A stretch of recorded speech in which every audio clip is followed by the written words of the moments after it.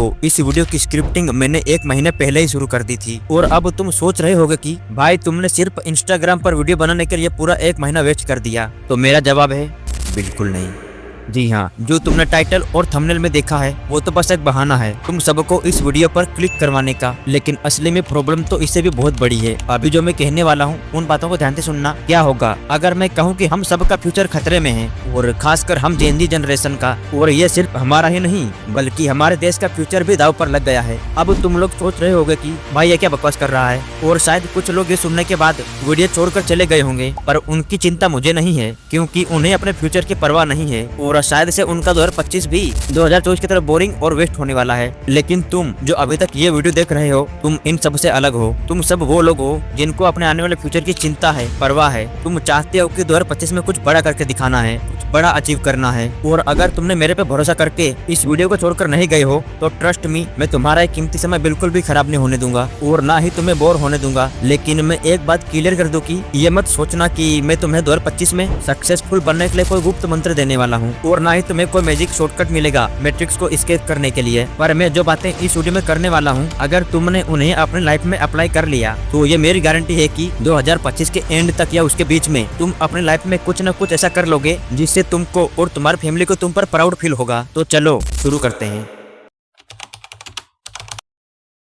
जी हाँ, social media हमें अपने फायदे के लिए यूज कर रहा है, ना कि हम सोशल मीडिया को अपने फायदे के लिए। अब तुम में से कई लोग सोच रहे होंगे कि भाई ये क्या बकवास कर रहा है, आखिर सोशल मीडिया हमें कैसे यूज कर सकता है। तो भाई लोग, मैं बिल्कुल भी मजाक नहीं कर रहा हूँ। चलो मैं तुमको इसको एक छोटा सा एग्जाम्पल देकर समझाता हूँ। मान लो तुमने यूट्यूब पर शाम को एक हॉरर मूवी देखी और रात को सो गए, और सुबह उठकर तुमने फिर से यूट्यूब खोला तो तुम्हारे होम पेज पर एक हॉरर मूवी सजेशन में आती है। तो अब मेरा तुमसे एक सवाल है, क्या तुमने वो मूवी सुबह उठने के बाद सर्च की थी? नहीं ना। ये वो मूवी है जिसे यूट्यूब खुद तुम्हें दिखाना चाहता है। कुछ समझ में आया तुमको? चलो एक और एग्जांपल देता हूँ जिससे तुम पूरा समझ जाओगे। मान लो एक आदमी है जो पोर्न एडिक्शन का शिकार है, और उसने शाम को यूट्यूब पर किसी हॉट गर्ल की शॉर्ट वीडियो देखी, उसके बाद मास्टरबेशन करने के बाद सो गया, और अब सुबह वो फिर से यूट्यूब ओपन करता है तो उसके होम पेज पर फिर से उसी टाइप का कंटेंट आने लगता है। अब इससे होगा ये कि अब उस बंदे के माइंड में फिर से मास्टरबेशन करने का थॉट आएगा। तो इन सब का कंक्लूजन ये निकलता है कि यूट्यूब का एल्गोरिदम चाहता है कि तुम लोग ज्यादा से ज्यादा टाइम यूट्यूब पर कंटेंट देखो। अब मैं तुम्हें अपने पर्सनल बात बताता हूँ। अभी 2-3 दिन पहले मुझे एक मोबाइल स्टैंड की जरूरत थी, तो मैंने फ्लिपकार्ट एप्स पर जाकर मोबाइल स्टैंड सर्च करने लगा, लेकिन मोबाइल स्टैंड मेरे बजट से बाहर था, इसलिए मैंने नहीं लिया। लेकिन फिर कुछ घंटों बाद मैंने इंस्टाग्राम ओपन करा तो मुझे इंस्टाग्राम की फीड में मोबाइल स्टैंड वाले एड आने लगे। अब जरा सोचो, मैंने मोबाइल स्टैंड के लिए फ्लिपकार्ट पर सर्च किया था और मुझे उससे रिलेटेड इंस्टाग्राम पर दिखने लगा एड। तो आखिर इंस्टाग्राम के एल्गोरिदम को कैसे पता चला कि मुझे क्या चाहिए? इससे ये तो साफ हो गया कि सोशल मीडिया पर हमारा डाटा बिल्कुल भी सिक्योर नहीं है, और इसलिए ये बात क्लियर है कि सोशल मीडिया हमें अपने फायदे के लिए यूज कर रहा है। और हम सोचते हैं कि सोशल मीडिया को हम कंट्रोल कर रहे हैं, लेकिन असल में कंट्रोल उनका है हमारे ऊपर, हमारे डाटा पर, हमारे प्रेफरेंसेस पर और हमारे अटेंशन पर। हम सोशल मीडिया की बात करें और उसमें इंस्टाग्राम का नाम ना आए, ये तो हो ही नहीं सकता। और शायद से इंस्टाग्राम एक लौता ऐसा प्लेटफॉर्म है जहाँ पर सॉफ्ट पोर्न जैसा कंटेंट खुल्ला प्रमोट किया जाता है। तुम खुद देख लो इंस्टाग्राम के ट्रेंड कैसे होते हैं। Get ready with me. इस ट्रेंड में लड़कियां अपने कपड़े बदलते हुए वीडियो बनाती है और उन्हें इंस्टाग्राम पर अपलोड करती है। एक जमाना था जब ऐसे कंटेंट को MMS कहा जाता था, लेकिन आज के टाइम में ये ट्रेंड बन गया है। आज का फॉर्मूला भी यही है, छोटे कपड़े पहनो, रील बनाओ और वायरल हो जाओ। अब कुछ महान लोग कमेंट करेंगे कि अरे भाई उसने कपड़े पहने, तेरे क्या जा रहा है, वो कपड़े किसी भी पहने उसकी मर्जी। तो मैं तुम्हारी बातों से एग्री करता हूँ, लेकिन मेरा भी एक सवाल है तुमसे। लेकिन प्लीज मेरी बात को हो सके तो सीरियसली बिल्कुल मत लेना। लेकिन सोचो, अगर तुम्हारी माँ या फिर बहन पे से कंटेंट बनाए तो क्या तुम बनाने दोगे? जिस पर इतने भद्दे और गंदे गंदे कमेंट आते हैं, बिल्कुल भी बनाने नहीं दोगे, है ना?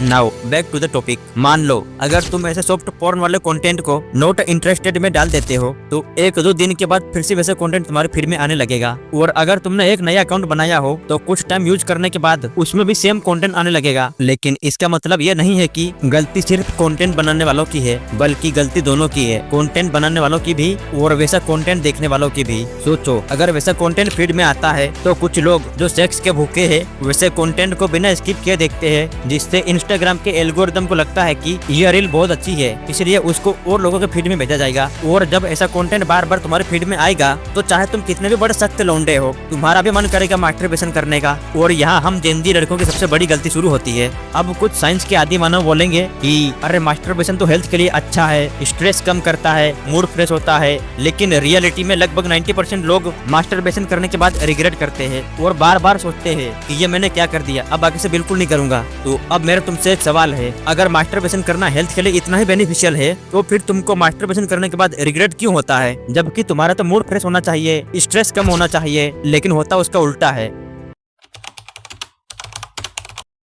Mental health. अब सोचो, अगर सॉफ्ट फोन जैसा कंटेंट कोई बच्चा 14 या 15 साल की एज से देखना शुरू कर दे तो उसकी मेंटल हेल्थ पर क्या असर पड़ेगा। मान लो अगर वो लड़का है तो क्या होगा, वो अपनी छोटी उम्र से ही पोर्न और मास्टरबेशन का शिकार बन जाएगा, जिससे उसका शरीर टाइम के साथ उसका साथ देना कम कर देगा और मेंटल हेल्थ तो कम्प्लीटली डिस्टर्ब हो जाएगी। एंजाइटी, डिप्रेशन और गिल्ट उसकी जिंदगी का हिस्सा बन जाएंगे। और चलो मान लो अगर वो लड़की है तो क्या होगा, जब वो सोशल मीडिया पर ऐसे कंटेंट को वायरल होते देखेगी तो उसके माइंड में भी वैसे कंटेंट बनाने का ख्याल आएगा। ये सब वो अपने नादाने में शुरू कर देगी, लेकिन जब वो थोड़ी मैच्योर होगी तो वो अपने ही बॉडी इमेज को लेकर इनसिक्योर फील करेगी और ये सब उसकी मेंटल हेल्थ पर डायरेक्टली इम्पैक्ट करेगा। अब जरा ध्यान से सोचो, अगर ये तुम्हारा ही कोई छोटा भाई या फिर बहन जो गलती से इन सब चीजों में फंस गए हैं या फिर तुम खुद फंस गई हो तो क्या करोगे।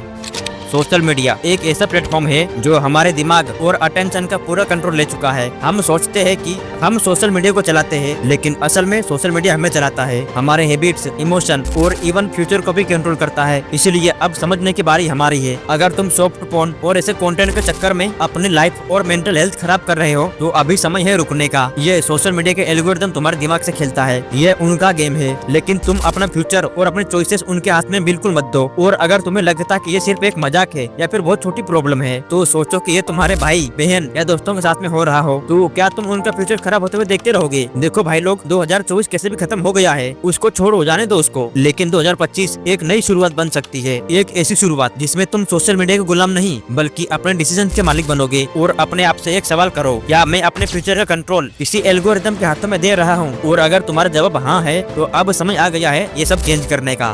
सोशल मीडिया को अपनी नॉलेज बढ़ाने के लिए यूज करो, अपने स्किल्स को डेवलप करने के लिए यूज करो और पॉजिटिविटी फैलाने के लिए यूज करो, ना कि अपना वक्त बर्बाद करने और अपने मेंटल हेल्थ को खोखला बनाने के लिए। तुम्हारा फ्यूचर तुम्हारे हाथ में है, ये डिसीजन लेना तुम्हारे ऊपर है। तुम अपना टाइम और अटेंशन कैसे यूज करते हो, एक प्रोडक्टिव लाइफ के लिए या एक एडिक्टिव साइकिल के लिए। और आज से एक कमिटमेंट करो कि तुम अपने फ्यूचर और मेंटल हेल्थ के लिए स्मार्ट डिसीजन लोगे। और अगर तुम्हें ये वीडियो वैल्यूएबल लगी हो तो अपने रिलेटिव या अपने दोस्तों में शेयर कर दो ताकि उनकी भी लाइफ बेटर बन सके।